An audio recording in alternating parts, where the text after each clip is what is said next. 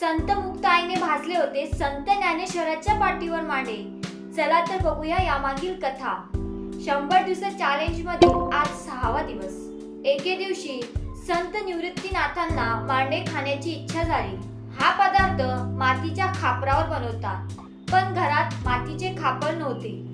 त्यामुळे मुक्ताबाई ह्या खापर घेण्यासाठी कुंभाराकडे गेल्या.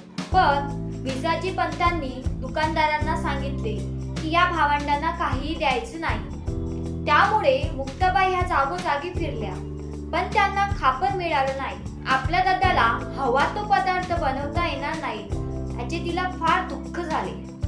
तिचा तो चेहरा पाहून संत ज्ञानेश्वरांनी तिला विचारले, काय झाले?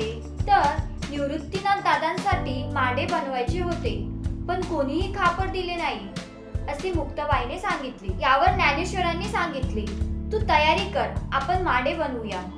ज्ञानेश्वरांनी आश्वासन दिले म्हणजे तो पूर्ण करेल असे मुक्ताबाईला खात्री होती. मुक्ताबाई उत्साहात तयारीला लागली. तयारी झाल्यावर तिला मांडे खापरावर थापून गरम करून बनवायचे होते.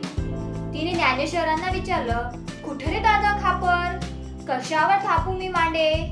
यावर ज्ञानेश्वर म्हणाले की थाप माझ्या पाठीवर. ज्ञानेश्वर असं म्हणून ओंडवे झाले. त्यांची पाठ तापायला लागली. एकदम ती गरम होऊन ती लालेलाल झाली. यानंतर मुक्ताबाईने आनंदात ज्ञानेश्वराच्या पाठीवर मांडे थापले. हा सगळा प्रकार विसाजी पंत खिडकीत लपून बघत होता. ज्ञानेश्वराची ती महती पाहून ते विचारात पडले आणि ही सर्व भावंडे दिव्य आहे यांची त्यांना खात्री पटली. त्रास द्यायचा प्रयत्न केला यांचा त्यांना पश्चाताप झाला.